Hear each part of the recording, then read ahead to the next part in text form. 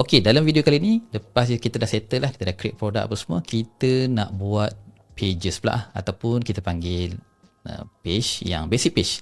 Macam kita punya policy, kita punya shipping policy macam mana, nak contact kita macam mana. Okay, so macam mana rupa dia, mungkin saya tunjuk kat sini. Bawah sikit ni nampak tak ada privacy policy, terms and condition, refund policy, shipping policy. Contoh kalau saya tekan kat sini, shipping policy, saya klik. Okay, dia akan keluar satu page khas lah.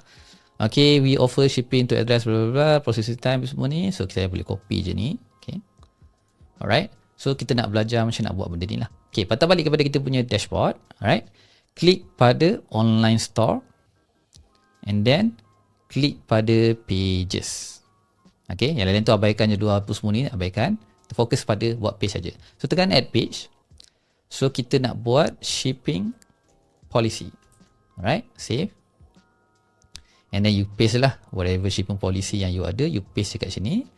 Okay, and then tekan button save.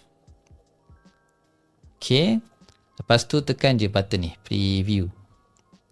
Okay, nampak? Dia dah keluar dah, shipping policy. Okay, dia dah keluar kat sini lah.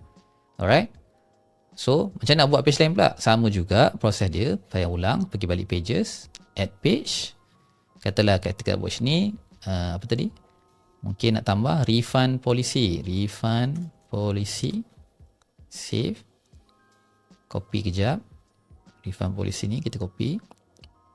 Kalau tak tahu nak isi apa, boleh je buka website yang demo ni dan copy dan you customize your own lah. Okay. Janganlah cakap return ni. Contoh macam dalam ni 30 hari tapi you punya policy hanya 7 hari. You kena edit lah. Alright. Okay. So tekan save. Sepatutnya kena detail lagi lah. Dalam ni letak alamat office ke dan sebagainya supaya dia lagi jelas lah. Okay, so sekarang ni kita dah ada dua page. Satu refund policy, satu shipping policy.